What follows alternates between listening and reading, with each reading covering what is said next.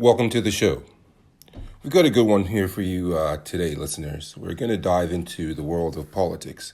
But before we begin, we're now on Buy Me a Coffee.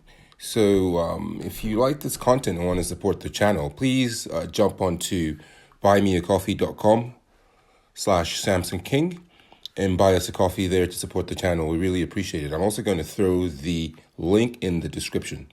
So let's dive into this.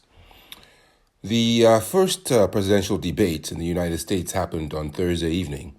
Our comrades and our listeners and our supporters in Europe had to stay up till 2 a.m. In the morning to watch that on Friday morning. The debate happened at 9 p.m. Eastern Time in Atlanta. So, 10 minutes to destroy a presidency. How U.S. and global media reviewed the Biden-Trump debate. So, the presidential debate between Joe Biden and Donald Trump is shown on screens in the Media Center in Atlanta on the 27th of June, 2024.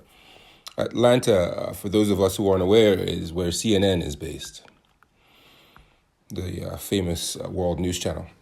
So, U.S. voters woke up to post-debate reviews on Friday morning of the first Biden-Trump debate, with headlines that echoed Democrats' anxiety that the incumbent president is too cognitively weak and physically frail to sustain another 5 months of political campaigning or another term in office.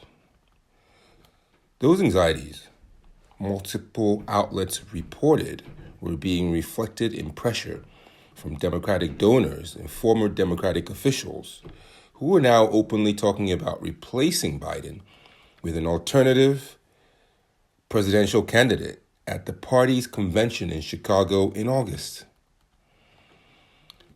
And I quote, "A fumbling performance and a panicking party," said the New York Times on its front page. That's quite an attention-grabbing headline. Pay attention, my PR people. This is the media we're talking about here, New York Times. Columnist Nicholas Kristof, a centrist Democrat, said that Biden is a good man, in quotes, who had capped his political career with a successful presidential term. But I hope he reviews his debate performance Thursday evening and withdraws from the race. He was vice president with Obama, then became president. I think the accolades are there. It's time to pack it up. Kristof floated Gretchen Whitmer, the governor of Michigan, Senator Sherrod Brown of Ohio, and Gina Raimondo, the U.S. Secretary of Commerce, as potential candidates in a good position to defeat Trump in November. So the Washington Post headlined, "Biden stumbles as Trump spreads falsehoods." Very catchy headline, noting that Biden had struggled through a raspy voice and uneven delivery, while former President Trump had responded to Biden's charged and deeply personal attacks with a blizzard of personal jibes and falsehoods. Trump 101. The Wall Street Journal said, Democrats privately discussed replacing Biden on presidential ticket and noticed that Biden's halting performance left the Democratic Party in turmoil, with officials trying to sort through the president's prospects after an appearance in which he stumbled over words, stammered through many answers, and elevated widespread voter concerns that he is too old to serve. Let's go to the West Coast. The Los Angeles Times was kinder. Maybe it's the good weather there. California love, as Tupac said. Under the headline, Biden's verbal stumbles, Trump's moral of an alley cat. The West Coast newspaper said November's candidates called each other criminals and liars and looked at each other with open disdain. But the paper said Biden's early struggles with his words and the lack of timbre in his voice have instead created panic amongst Democrats. Let's take it across the pond. The Guardian reported DEFCON 1 moment. Biden's debate performance sends Democrats into panic, while internationally, the headlines have been scarcely different. Left-leaning Israeli paper Haaretz said, and I quote, "Meandering Biden, pathological Trump. The worst possible presidential debate was a sad night for America." From a PR perspective, we're not looking good out there, guys.